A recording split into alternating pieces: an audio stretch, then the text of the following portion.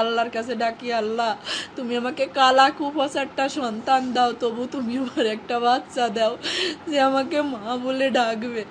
লিফটে ঢুকবে তখনও ঘুরে ফিরে আমার দিকে 2-3 বার তাকাচ্ছিল। আমার ওই তাকানো এখনো চোখে ভাসতেছি। অনেক আল্লাহর কাছ থেকে চেয়ে না সন্তান আমার। আমার যখন বিয়ে হয় আমার ছেলে মেয়ে হতো না, 8-10 বছর ধরে ছেলে মেয়ে হয়নি।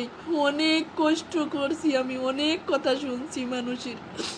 মানুষ যা খাতি আমাকে বলছে আমি তাই খাইছি, তারপরেও কোনো সময় আমার ছেলে মেয়ে হয়নি। এক সময় আমি নামাজ রোজা কোরআন শরীফ এইগুলো করতে শুরু করি আর আল্লাহর কাছে ডাকি, আল্লাহ তুমি আমাকে কালা কুফাসারটা সন্তান দাও, তবু তুমি আমার একটা বাচ্চা দাও যে আমাকে মা বলে ডাকবে।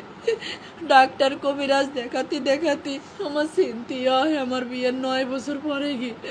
সিনথিয়ার যখন 4 বছর বয়স আমার আবারও বাবু হয় না, আমি আবার চেষ্টা করি, তখন আমার রাইসা মনে আমার পেটে আসে। হ্যাঁ, তখন থেকে আমাদের জীবনটা বদলে যায়। আমাদের জীবনটা এত সুখের ছিল না, অনেক কষ্টের ছিল আমার জীবনটা আর আমার স্বামীর জীবনটা। একে তো সন্তান হারা, আমাদের টাকা পয়সার সমস্যা, সব কিছুর সমস্যা ছিল। যখন আমার রাইসা আমার গর্ভে আসে আমার জীবনটাই বদলে যায়। আমার রাইসা যখন জন্ম নেয় তখন ওর আব্বু ব্যবসা শুরু করে।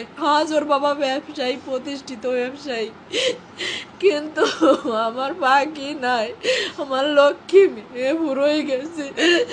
আমার লক্ষ্মী রে তো আমি বলবো না, আমার ওইটুকু লক্ষ্মী। 8 বছর বয়স শেষ হয়ে 9 বছর চলতেছে। 9 পারা কোরআন শরীফ পড়েছে আমার রাইসামণি। রাইসামণির বয়স যখন 3 বছর আর আমার সিনথিয়া, আমার তখন ছেলে বাবুটা হয়নি। আমার বাবু তখন 4-5 মাসের পেটে। উমরা করতে গেছিলাম আমরা অল পরিবার, আমার হাজব্যান্ড আমার বাচ্চাদেরকে নিয়ে। আমার রাইসামণি সেই উমরা হজের ছবিও আছে। আমার রাইসামণিরে হজ করায় নিয়ে আসছি। আমি আল্লাহর উপরে বলছিলাম, যখন ওরে পাওয়া যায়নি আমি বলছিলাম, আল্লাহ আমার সন্তান খুঁত হয়ে থাকুক, তবু তুমি আমার কাছে জীবিত ফিরেই দাও। আমি আবার আমার পাখিরে সম্পদ বেশি হলেও উমরা করাতে নিয়ে যাব, আবারও আমার পাখিকে আমি হজ করাতে নিয়ে যাব, কিন্তু আমার পাখি আর ফিরে আসেনি। আর আমার পাখি যে চলে যাবে।